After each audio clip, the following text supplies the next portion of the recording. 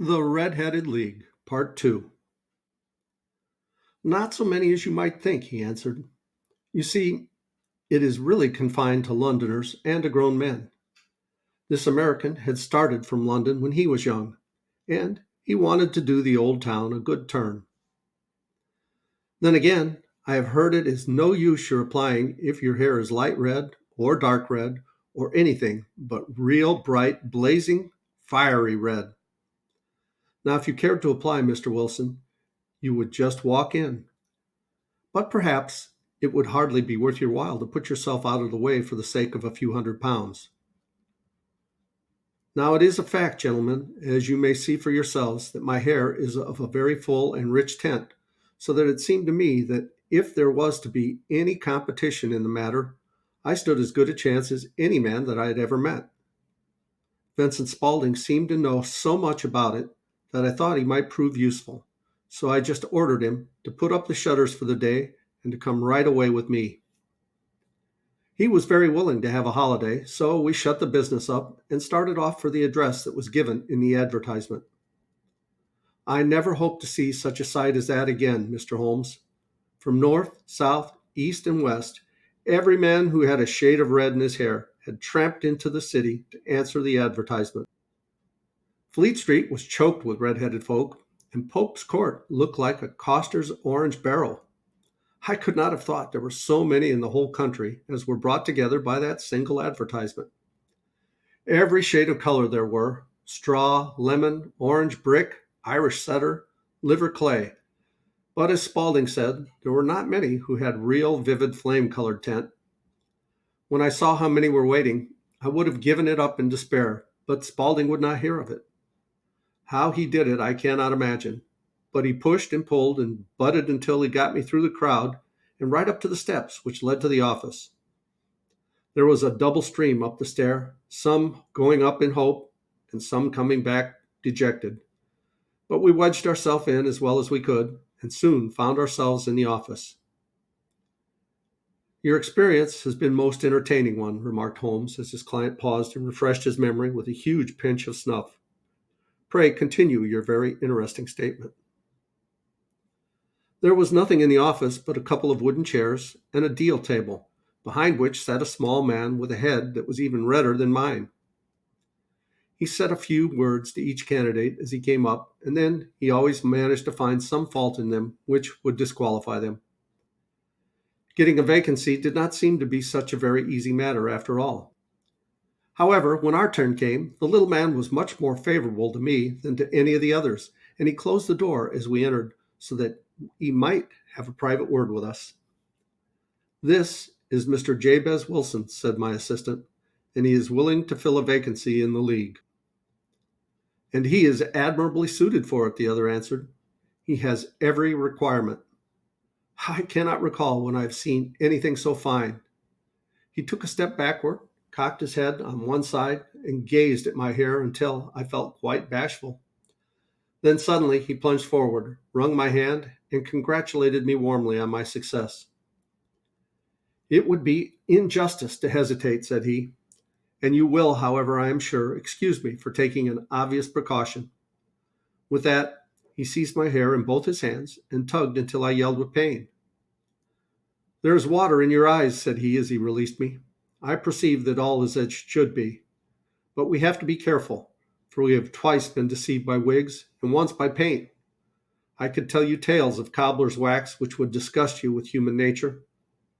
He stepped over to the window and shouted through it at the top of his voice that the vacancy was filled. A groan of disappointment came up from below, and the folk all trooped away in different directions until there was not a red head to be seen except my own and that of the manager. My name, said he, is Mr. Duncan Ross, and I am myself one of the pensioners upon the fund left by our noble benefactor. Are you a married man, Mr. Wilson? Have you a family? I answered that I had not. His face fell immediately. Dear me, he said gravely, that is very serious indeed. I'm sorry to hear you say that. The fund was, of course, for the propagation and spread of redheads as well as for their maintenance. It is exceedingly unfortunate that you should be a bachelor. My face lengthened at this, Mr. Holmes, for I thought that I was not to have the vacancy after all. But after thinking it over for a few minutes, he said that it would be all right. In the case of another, said he, the objection might be fatal, but we must stretch a point in favor of a man with such a head of hair as yours. When shall you be able to enter upon your new duties? Well, it is a little awkward, for I have business already, said I. Oh, never mind about that, Mr. Wilson, said Vincent Spaulding. I should be able to look after that for you. What would be the hours? I asked. 10 to 2. Now, a pawnbroker's business is mostly done of an evening, Mr. Holmes, especially Thursday and Friday evening, which is just before payday. So it would suit me very well to earn a little money in the mornings. Besides, I knew that my assistant was a good man and that he would see to anything that turned up. That would suit me very well, said I. And the pay is £4 a week. And the work is purely nominal. What do you call purely nominal? Well, you have to be in the office, or at least in the building, the whole time. If you leave, you forfeit your whole position forever. The will is very clear upon that point. You don't comply with the conditions if you budge from the office during that time. It's only 4 hours a day, and I should not think of leaving, said I. No excuse will avail, said Mr. Duncan Ross. Neither sickness, nor business, nor anything else. There you must stay, or you lose your billet. And the work is to copy out the Encyclopedia Britannica. There is the first volume of it in that press. You must find your own ink, pens, and blotting paper, but we provide this table and chair. Will you be ready tomorrow? Certainly, I answered. Then goodbye, Mr. Jabez Wilson, and let me congratulate you once more on the important position which you have been fortunate enough to gain. He bowed me out of the room, and I went home with my assistant, hardly knowing what to say or do. I was so pleased at my own good fortune. Well, I thought over the matter all day, and by evening I was in low spirits again, for I had quite persuaded myself that the whole affair must be some great hoax or fraud, though what its object might be I could not imagine. It seemed altogether past belief that anyone could make such a will, or that they would pay such a sum for doing anything so simple as copying out the Encyclopedia Britannica. Vincent Spaulding did what he could to cheer me up, but by bedtime I had reasoned myself out of the whole thing. However, in the morning I determined to have a look at it anyhow, so I bought a penny bottle of ink, and with a quill pen and 7 sheets of foolscap paper, I started off for Pope's Court. Well, to my surprise and delight, everything was as right as possible. The table was set out ready for me, and Mr. Duncan Ross was there to see that I got fairly to work. He started me off upon the letter A, and then he left me. But he would drop in from time to time to see that all was right with me.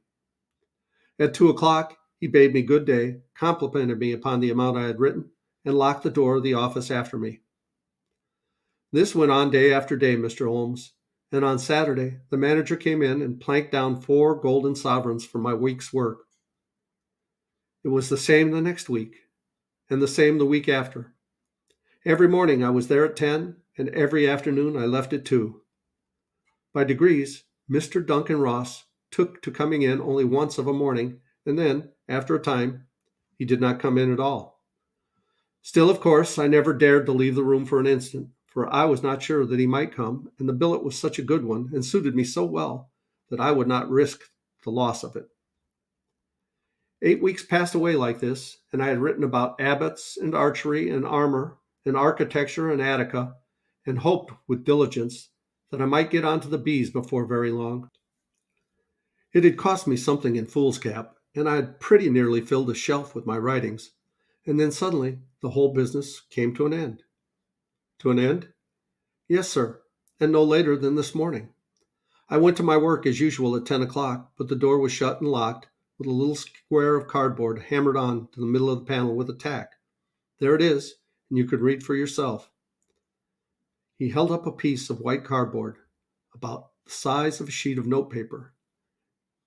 It read in this fashion: The Red-Headed League is dissolved, October 9th, 1890. Sherlock Holmes and I surveyed this curt announcement, and the rueful face behind it, till the comical side of the affair so completely overtopped every other consideration that we both burst out into a roar of laughter. I cannot see that there is anything very funny, cried our client, flushing up to the roots of his flaming head. If you can do nothing better than laugh at me, I can go elsewhere. No, no, cried Holmes, shoving back into the chair from which he had half risen. I really wouldn't miss your case for all the world. It is most refreshingly unusual. But there is, if you will excuse my saying so, something just a little funny about it. Pray, what steps did you take when you found the card upon the door? I was staggered, sir. I did not know what to do. Then I called at the offices round, but none of them seemed to know anything about it. Finally, I went to the landlord, who is an accountant living on the ground floor, and I asked him if he could tell me what had become of the Red-Headed League. He said that he had never heard of any such body. Then I asked him who Mr. Duncan Ross was. He answered that the name was new to him. Well, said I, the gentleman at number 4. What, the red-headed man? Yes. Oh, said he, his name is William Morris. He was a solicitor and was using my room as temporary convenience until his new premises were ready. He moved out yesterday. Where could I find him? Oh, at his new offices. He did tell me the address. Yes, it's 17 King Edward Street, near St. Paul's. I started off, Mr. Holmes, but when I got to that address, it was a manufactory of artificial kneecaps, and no one in it had ever heard either Mr. William Morris or Mr. Duncan Ross. And what did you do then? Asked Holmes. I went home to Saxe-Coburg Square, and I took the advice of my assistant, but he could not help me in any way. He could only say that if I waited, I should hear by post, but that was not quite good enough, Mr. Holmes. I did not wish to lose such a place without a struggle, so, as I have heard that you were good enough to give advice to poor folk who were in need of it, I came right away to you. And you did very wisely, said Holmes. Your case is an exceedingly remarkable one, and I shall be happy to look into it. From what you have told me, I think it is possible that graver issues hang from it than might at first appear. Grave enough, said Mr. Jabez Wilson. Why, I have lost 4 pounds a week. As far as you are personally concerned, remarked Holmes, I do not see that you have any grievance against this extraordinary league. On the contrary, you are, as I understand, richer by some 30 pounds, to say nothing of the minute knowledge which you have gained on every subject which comes under the letter A. You have lost nothing by them. No, sir, but I want to find out about them, and who they are, and what their object was in playing this prank, if it was a prank, upon me. It was a pretty expensive joke for them, for it cost them 32 pounds. We shall endeavor to clear up these points for you. And first, 1 or 2 questions, Mr. Wilson. This assistant of yours, who first called your attention to the advertisement, how long has he been with you? About a month, then. How did he come? In answer to an advertisement. Was he the only applicant? No, I had a dozen. Why did you pick him? Because he was handy and would come cheap. At half wages, in fact. Yes. What is he like, this Vincent Spaulding? Small, stout-built, very quick in his ways, no hair on his face, though he's not short of 30. He has a white splash of acid upon his forehead. Holmes sat up in his chair in considerable excitement. I thought as much, said he. Have you ever observed that his ears are pierced for earrings? Yes, sir. He told me that a gypsy had done for him when he was a lad. Said Holmes, sinking back in his thought. Is he still with you? Oh, yes, sir. I have only just left him. And has your business been attended to in your absence? Nothing to complain of, sir. There's never very much to do of a morning. That will do, Mr. Wilson. I shall be happy to give you an opinion upon the subject in the course of a day or 2. Today is Saturday, and I hope that by Monday we may come to a conclusion. Well, Watson, said Holmes when our visitor had left, what do you make of it? I make nothing of it, I answered frankly.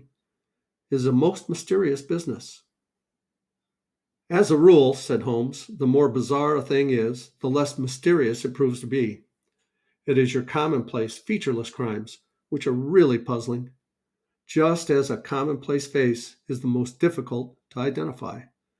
But I must be prompt over this matter. What are you going to do then? I asked. To smoke, he answered. It's quite a three-pipe problem, and I beg that you won't speak to me for 50 minutes.